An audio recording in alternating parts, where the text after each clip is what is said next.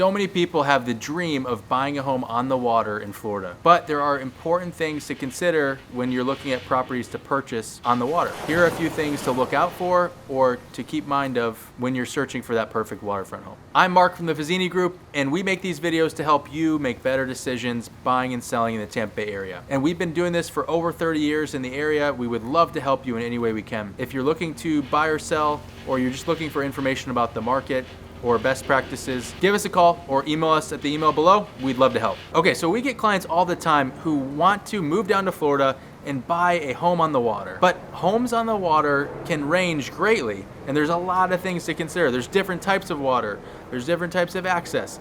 There's so many things to consider, and I just want to touch on some of those so that you can make better decisions as you think about that home search. So the first thing is, what type of water do you want your home to be on? So in Florida, we have a variety of different types of waterfront properties. You could have a home on a lake. So we have freshwater lake. Specifically in Palm Harbor, we have Lake Tarpon.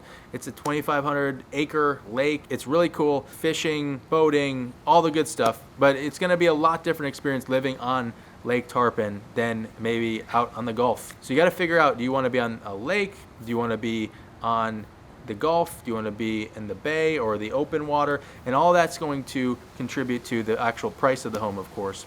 And budget is usually the biggest constraint. But you want to make sure, if you're looking at waterfront property, you know what type of water it is and what type of access. So let's talk access. A lot of people want to live on the ocean. They want to be able to boat out of their backyard, go fishing, go take their family out for the day. So one thing to consider when you're looking at waterfront property, is it navigable? Do you have boat access? Is it deep enough? Some of the properties that you'll find are tidal, so they're very based on the tides. So in those cases, you're going to be limited, depending on the tides, on when you can go out or come back in from a boating day. So if you're at a house that has amazing open water views and it's deep water, in Dunedin, you might not have an issue getting out at any time you want. But you could be at a location, let's say up in Palm Harbor, where you have some issues where low tide, you're really not gonna be able to get a big boat out. So you have to know the tides and the specifics of the property so that you can make sure it fits your needs. Now with that also, you have properties that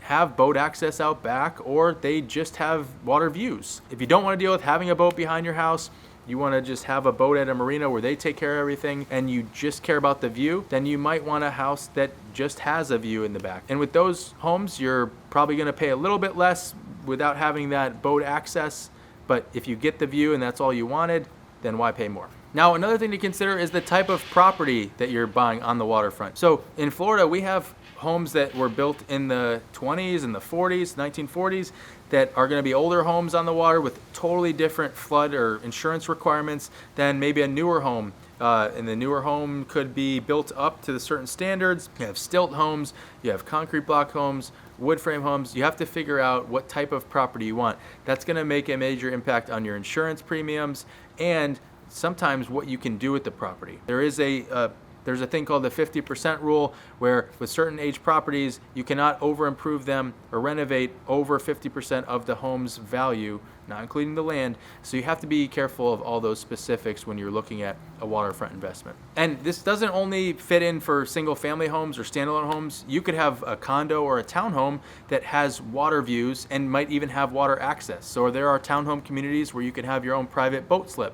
And there are condo communities with the same. And some of those, you don't have water access or boat access, and you have to go to a marina. So you have to consider the property type as well, because you might not want to maintain a single family home, and you might be better suited to have a townhome where everything's taken care of. You have beautiful water views, you have your own boat slip or lift, but you don't have to worry about a thing. And when you look at waterfront property, you definitely want to know what restrictions there are on adding any type of dock or maybe, boat lift or boat house out back of your property. So certain areas, like you could have a neighborhood on a lake that does not allow any type of permanent dock in the back, or you could have a neighborhood that allows them. And then you could have a property on the Gulf or in the bay that has protected mangroves that you cannot cut or touch. So don't assume that you can add a dock or some sort of structure to your property just because a neighbor has one. You really need to make sure you know what you can do at the property, because every property is different.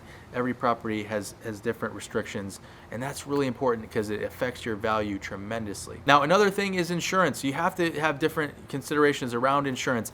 If you find a property on the open Gulf front that is going to be west facing, amazing views, that maybe is an older home, your flood insurance and homeowners insurance is going to be very high. So you have to make sure that you budget for that. You have to make sure you're prepared if there was a hurricane or a named storm that comes through, that you're prepared to evacuate, and you have the proper help or strategy to navigate that. There's just all these different considerations depending on the property that you have to deal with. And that's gonna go for anything in Florida. Now, one more thing about access, you also wanna make sure you understand how quickly you're going to be able to get out and do what you want on the water. So for instance, if you're buying a home because you want to be able to go fishing and you want to get out to the Gulf, if you're on a home, let's say on the Anclote River in Tarpon, it might take a little bit longer and you might have to go through no wake zones to finally get to the Gulf. So it could be a 20-minute ride in the boat to get out to where you want to go, versus something that's right at the end of the channel with no restrictions on wake or anything like that. You just have to have those things in mind, because for your lifestyle, you want to make sure you're set up